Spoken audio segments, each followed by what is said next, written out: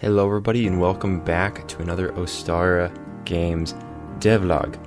So, in the first video we were getting a lot of the templates ready, and in this video I'm going to be laying out a lot of the different effects that the cards are going to have.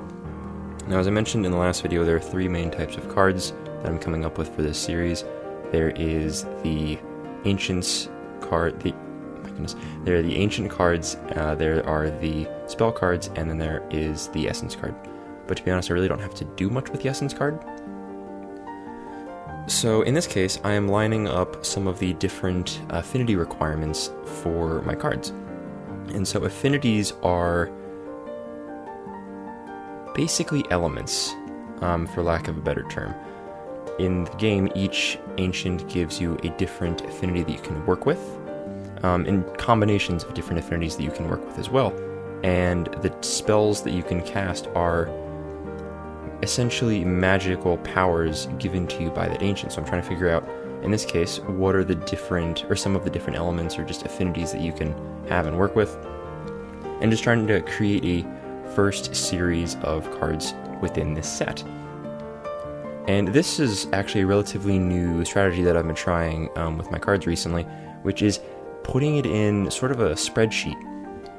And this way it allows you to go and look at the different cards and figure out, okay, like, these are all of the main components of the card, and just going across the line, seeing what things you want to keep and then what things you want to try to change or rework later.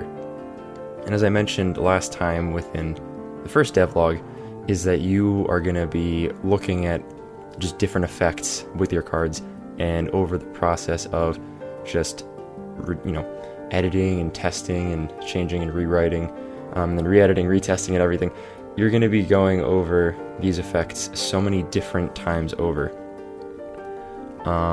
And it's good to be able to just have that information readily available. Like, it was on this old version, but I deleted it, so what was it called? And then you can just have it all up and just look at it and be like, okay, so this is what it was before. This is what was wrong with it, and this is what I can do to change it and fix it now. And it's also good because it's just, I've had professors and I've had just, other people, they say it's like, you plug and chug. I want to say that was probably a saying given to me at math class. But when it comes down to it, that's usually just how it goes when you're just, putting in all the information to your cards and you're just chugging along. And at this point in the video, or at this point I should say in the time lapse, this is me hitting a bit of a block.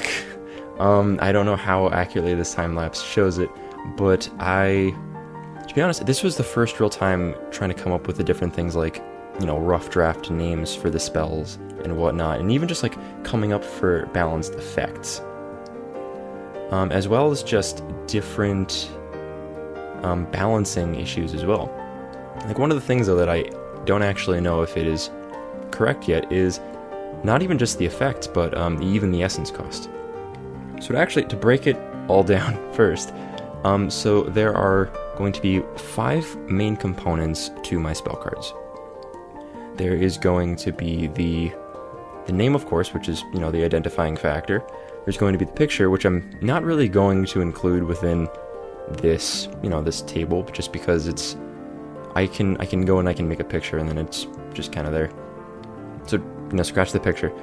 So, the name, the essence cost, the turn phase, the requirements of the card, and then the effect. And then you could say, well, technically Ostara there are 6 if you use the picture, and yeah, that's right.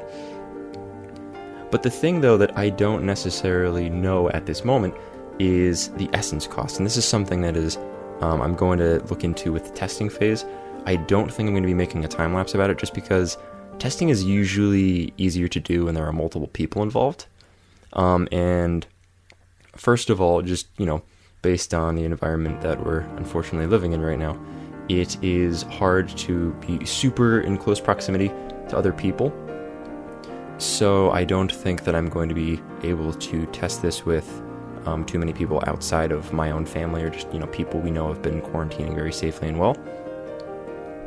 And secondly, the people that I do have access to who are, who are in fact quarantining, being safe and whatnot, a lot of them are very camera shy. even in the older times of the channel, I'd ask like, hey, would you want to be in a video? And they'd be like, not particularly. So I believe that in the next few stages of development, unfortunately, I'm not going to be able to show the individual testing. Of course, I can make little update videos about what I have learned during each phase of testing and what things I found worked and what things didn't. And also just like what things to look for within testing. But regardless, in regards to the essence cost, essence is a weird factor of the game.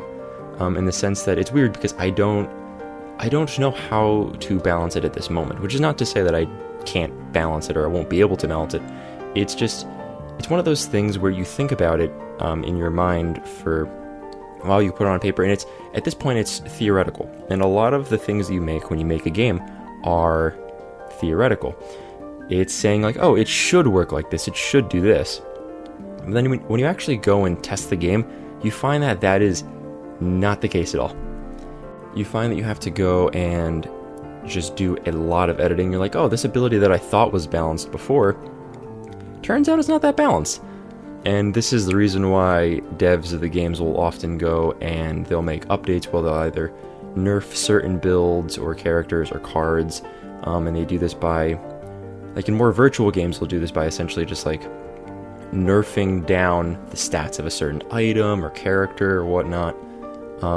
And then in other games, like potentially like Yu-Gi-Oh! Or Pokemon or what have you, they will go and even just like ban certain cards outright. Like, yeah, it's too powerful for tournament rules and regulations. And like, for example, Pot of Greed lets you draw 2 cards from your deck in case you didn't know. Deemed way too powerful for just standard conventional play. And that's what's tricky too, because sometimes you think that the more simple and comprehensive abilities are going to be just easier to balance. And in some cases that is true. When there's less stuff going on, it does make it usually easier to find the errors and remedy them. But in other cases too, it's misleading. Like if you have an ability that's like, oh, I end the game, and it's like, well, that's a simple ability, but it's also incredibly overpowered.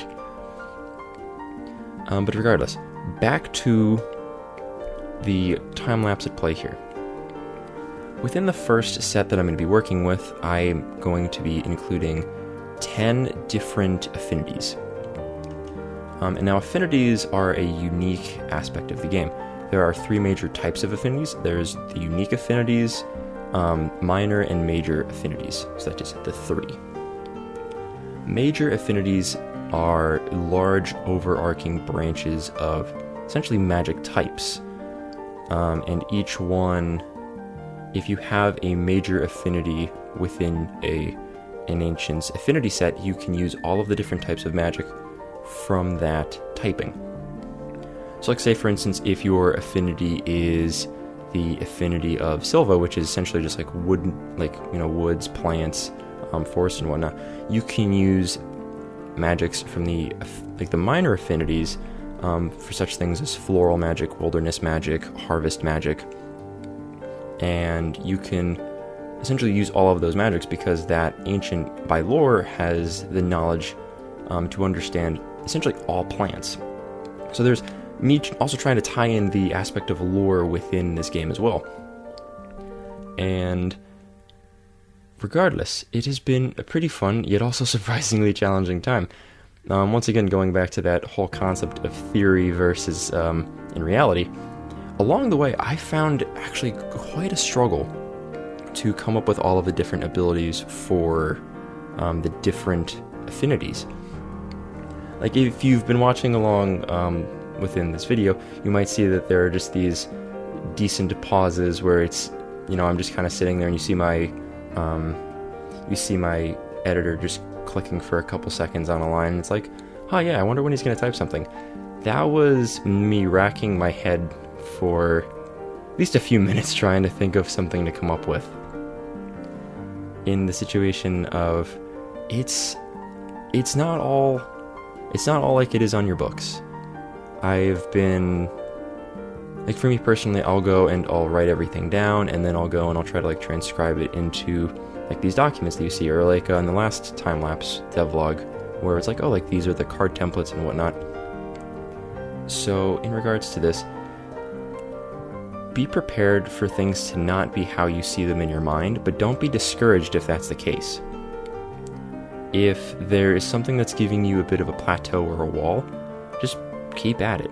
And also another thing too is don't be afraid to ask other people for help or try to find a different way around the problem, because sometimes other people can give you a really good perspective. But regardless, that is all the time that I have for this video. I hope that you've enjoyed this second devlog on Ostara Games, and once again, I hope that watching has given you some good ideas or some potential tips or things to try for your own games, and I will be looking forward to seeing all of you again next time. Goodbye, everyone.